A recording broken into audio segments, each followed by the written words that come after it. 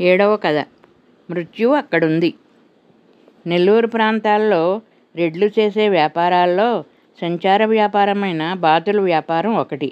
ఇది ఎలా చేస్తారంటే, దిగువపేటల్లో జనాన్ని పిలిచి ఏడాదికింతని మాట్లాడుకుని ఒక్కో కుటుంబానికి 1000 బాతుల చొప్పున అప్పగించి సరిగ్గా కోతలప్పుడు కోస్తా జిల్లాల వైపు పంపేస్తుంటారు. రైతులతో మాట్లాడుకుని నవంబర్, డిసెంబర్ నెలల్లో నీరు పెట్టి ఉన్న సేలల్లో బాతుల్ని దింపుతారు. దిగువ జనం నీళ్ల కిందన్న వడ్ల గింజల్ని, పురుగుల్ని బాగా దేవుకు తినే బాతులు గుడ్లు బాగా పెడతాయి.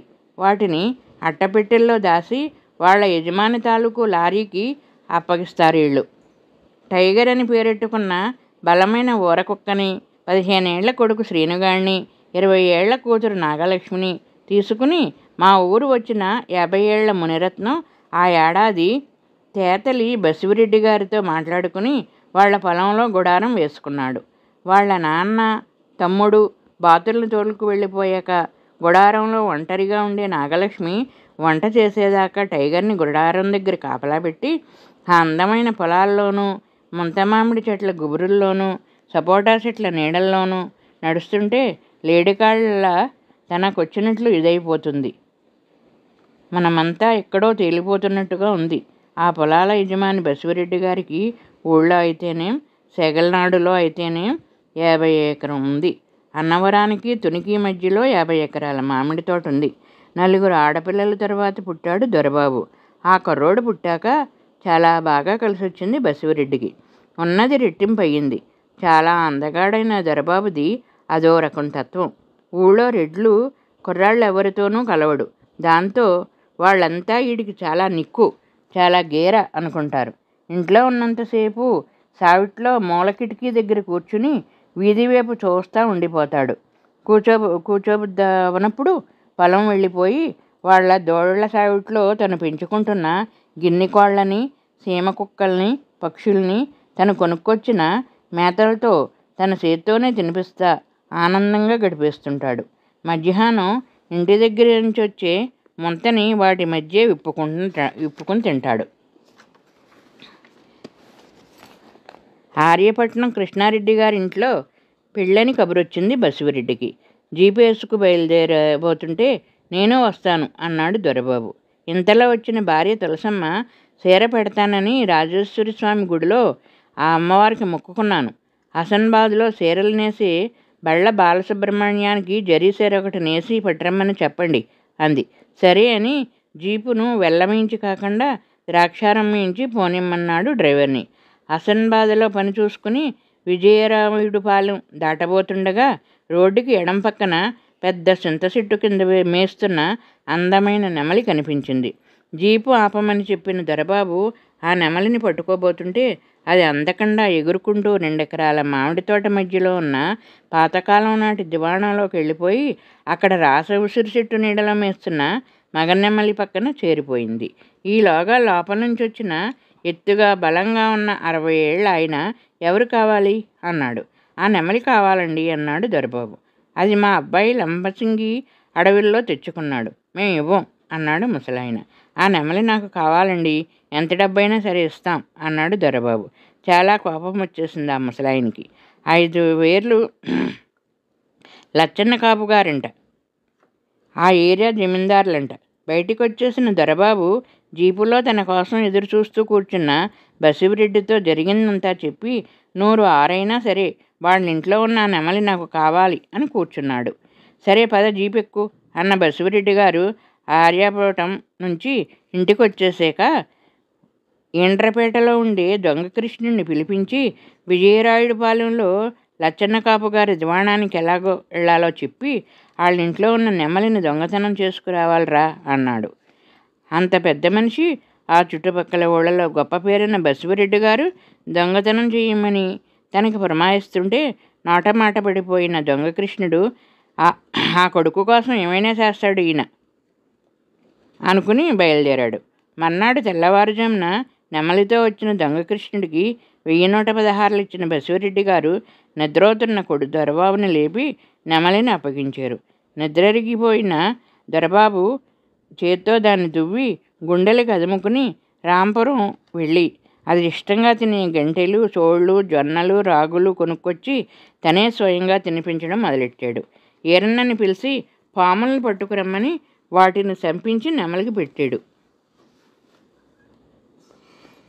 ఆ శీతాకాలం సాయంత్రం చల్లగా వీస్తున్న గాలికి బసవరెడ్డి గారి పొలంలో మొగుడు పెళ్ళాల్లా పెరిగిన రావి చెట్టు, వేప చెట్టు చక్కగా మెలేసుకుపోతున్నాయి. చింత చెట్టు కాయల్ని బెడ్డ ముక్కలతో దొళ్ళగొడుతున్నారు పాలేరు కుర్రోళ్ళు. చదును చేసిన ఆకుమడి నీళ్లలో కొంగ తన నీడను చూసుకుంటుంటే మిగతా కొంగలు వరిసేలో కోసిన పనల మధ్య పురుగుల్ని ఏరుకుని ఇష్టంగా తింటున్నాయి. కృషి ట్రాక్టర్ వేసుకుని పొలం వచ్చిన దొరబాబు పంజరంలో పెట్టిన నెమలి మెడకు మీకు గుచ్చుకుపోయి రక్తం కారడం చూసి ఆ పంజరం తలుపులు తీసి బయటికి వదిలేడో లేదో గాలిలోకి ఎగిరిన నెమలి తనకి దొరకడానికి నానా తిప్పలు పెడుతుంది. దాన్ని వెతికే పనిలో గొడారం దగ్గర నాగలక్ష్మిని చూశాడు దొరబాబు. దొరబాబుని నాగలక్ష్మి చూసింది. ఆ రాత్రి దూరంగా రాంపురంలో అన్ని పక్కలకి తిరుగుతూ కనపడే సర్కసోళ్ల లైటు పసలపూడి చుట్టూరా తిరుగుతుంది. తూర్పుపేట గుడి స్పీకర్లోంచి బాలభక్త సమాజం వాళ్ళు చేస్తున్న భజన వినిపిస్తుంది. ఉన్నట్టుండి వీస్తున్న గాలికి పారిజాతం పువ్వులు జలజలా రాలి మళ్ళీ ఆగిపోతున్నాయి. వాకట్లో నూతి పెళ్ళానికి ముద్దమందార చెట్టుకి మధ్యన మడత మంచం వేసుకుని వెళ్ళకలా పడుకున్న దొరబాబుకి తెగ గుర్తుకొస్తుంది నాగలక్ష్మి.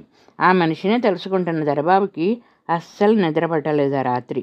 ఇంకా తెల్లారక ముందే క్రిష్ ట్రాక్టర్ వేసుకుని పొలం వచ్చేసిన దొరబాబు సందు దొరికినప్పుడల్లా చూడడం మొదలెట్టాడు నాగలక్ష్మిని. వారం రోజుల పాటు ఒకళ్ళనొకరు చూసుకుంటూనే ఉన్నారిద్దరు. నాగలక్ష్మిని ఒక పూట చూడకపోతే బెంగెట్టుకునే దశకి వచ్చేశాడు దొరబాబు. లోపల ఏదో జ్వరం వచ్చినట్టు అదో రకంగా చాలా హాయిగా ఉంది దొరబాబుకి. ఇక అన్ని పనులు మానేశాడు. ఆ శీతాకాలం ప్రొద్దుట మంచు పొగలతో కప్పుకుపోయి ఉన్నాయి పొలాలు. కోతలు కొయ్యడానికి బయలుదేరిన ఆడోళ్ళు కచ్చాలు మోకాళ్లపై దాకా ఎగ్గట్టి ముంతలెట్టుకు నడుస్తున్నారు. గట్టమ్మట కిన్రెడ్డి గారి మెట్ట మీద కాలుతున్న ఇటుక బట్టి గొట్టంలోంచి తిరిపనేది లేకుండా లేస్తున్నాయి పొగలు.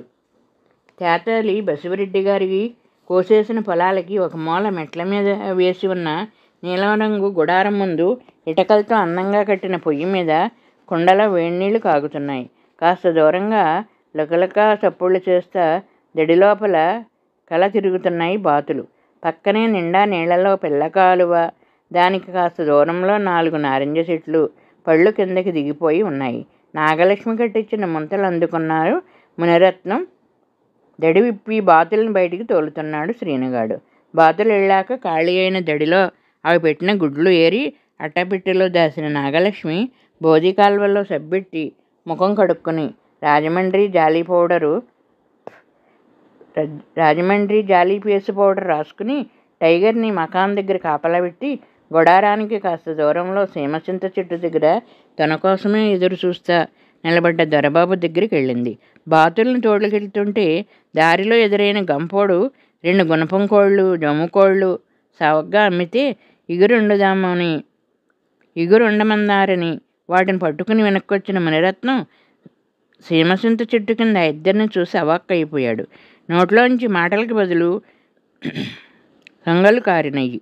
అయ్య బాబోయ్, ఆ బసవరెడ్డి గారి కొడుకుతోనే ఇది పెట్టుకుంటా, ఆయన గారికి తెలిస్తే ఇంకేమన్నా ఉందా దేవుడోయ్ అని పరిగెట్టుకుంటూ వెళ్ళి పొలాల్లో ఉన్న బాతుల్ని వెనక్కి తోలుకొచ్చేసి గుడారం ఇప్పేసి కూతుర్ని సావబాది వాళ్లతో ఆ ఊరు దాటి వెళ్ళిపోతుంటే దారికి అడ్డం పడిపోయిన తేతలి బసవరెడ్డి గారి పాలేళ్ళు మా కాపుగారు రమ్మంటున్నారు అన్నారు. దెబ్బకి మునిరత్నం గుండెలు జారిపోయినాయి.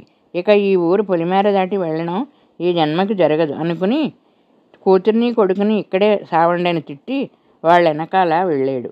లోపలికి వస్తున్న మునిరత్నానికి ఎదురెళ్ళిన బసవరెడ్డి గారు, మా దొరబాబు మీ పిల్లనే ఇష్టపడ్డాడట కదా అన్నాడు. క్షమించండి దొరగారు, నాకు ఇందాకే తెలిసింది అన్నాడు మునిరత్నం. నవ్వేసిన బసవరెడ్డి గారు, మా దొరబాబుకి ఇష్టమైన దాన్ని దేన్ని మేము కాదనలేం. మా ఓడి బొటనవేలికి గొప్పు తగిలి సుక్కంత రక్తం పోతేనే మాకు ప్రాణమే పోయినట్టు పోద్ది. ఆడిష్టమే మా ఇష్టం. మా ఓడు ఇష్టపడ్డ మీ పిల్లే మా కోడలు, అంతే మరి అనడమే కాకుండా వెంటనే సిద్ధాంతులను పిలిచి ముహూర్తాలు పెట్టించేశాడు. తనకిష్టమైన వాటి పనులు తనే చేసుకునే దొరబాబు మండపేట వెళ్ళి పెళ్లి కూతురికి కావలసిన నగలు, మంగళసూత్రాలు పురమాయించుకొచ్చాడు. రామచంద్రపురం వెళ్ళి ఉడతా లోవరాజు బట్టల కొట్లో రకరకాల బట్టలు సింపాడు. కాకినాడ వెళ్ళి బాటా షోరూంలో నల్లగా నిగనిగలాడే బూట్లు కొని తెచ్చుకున్నాడు. పెళ్లి పనులన్నీ చకచకా సాగిపోతున్నాయి. బసివిరెడ్డి గారి ఇల్లున్న కర్రోరి వీధిలో ఆ చివరి నుంచి చివరికి పందిళ్ళు వేస్తున్నారు. ఈ కులం ఆ కులం అని చూడకుండా ఊళ్ళో అన్ని కులాల వాళ్ళని పిలిచేస్తున్నారు పెళ్లికి. వంటలకి ఎక్కడికెక్కడి నుంచో గుంపులు గుంపులుగా తోలుకొచ్చేస్తున్నారు మేకల్ని. సెగలనాడు నుంచి కొన్ని వందల నాటుకోళ్లను తెప్పించారు. ఊళ్ళో ప్రతి ఒక్కరూ తేతలి బసివిరెడ్డి గారి పెళ్లి పనుల్లోకి దూరిపోయి తిరుగుతున్నారు. అక్కలంతా కలిసి పెళ్లి కొడుకును చేయడానికి నలిగెట్టి స్నానం చేయించి తెల్లబట్టలు కట్టి పెళ్లి బొట్టుపై బొగ్గసుక్క పెట్టి పుసుగు దవ్వాది రాసి పిఠాపురం నూర్జహాన్ మొగలి సెంటుతో దూదుముంచి దాన్ని చిన్న ఉండలా చుట్టి శివి పైభాగంలో దూర్చారు. అందంగా తయారైపోయిన పెళ్లి కొడుకు దొరబాబు ఒక్కసారి సావిత్రికి కనిపించి వద్దామనుకుని పూలు సాక్సు వేసుకుని నల్లని బోట్లతో కాళ్ళు దూర్చి గట్టిగా ముళ్ళు వేసుకుని బయలుదేరిన దొరబాబు 10 అడుగులు వేసాడో లేదో పెద్దగా అరుస్తూ బార్లా పడిపోయాడు. ఆ అరుపులు విని పరిగెత్తు వస్తున్నారంతా. గిలాగిలా కొట్టుకుంటూ పెద్దగా అరుస్తున్న దొరబాబు నోట్లోంచి లొంగలొంగల కింద వస్తున్నాయి తెల్లటి నొరగలు. చుట్టూ మూగిన జనం భయపడిపోతా ఒళ్ళంతా తడుముతున్నారు. ఉన్నట్టుండి తెల్లటి దొరబాబు శరీరం నీలంగా మారిపోయింది. ఇంకాసేపటికి దొరబాబు ప్రాణాలు పోయినాయి. బట్టలన్నీ విప్పి చూశారు. ఏం లేదు. బూట్లు విప్పితే కుడికాలు బూటులో శీతాకాలం సలికి బూటు లోపల పడుకున్న చిన్న తాసుపాము పిల్ల తలకాయి సితికి చచ్చిపోయింది. దొరబాబు పెళ్ళికని కొనుక్కొచ్చిన ఆ వస్తువులు అతని దినానికి పనికొచ్చినాయి.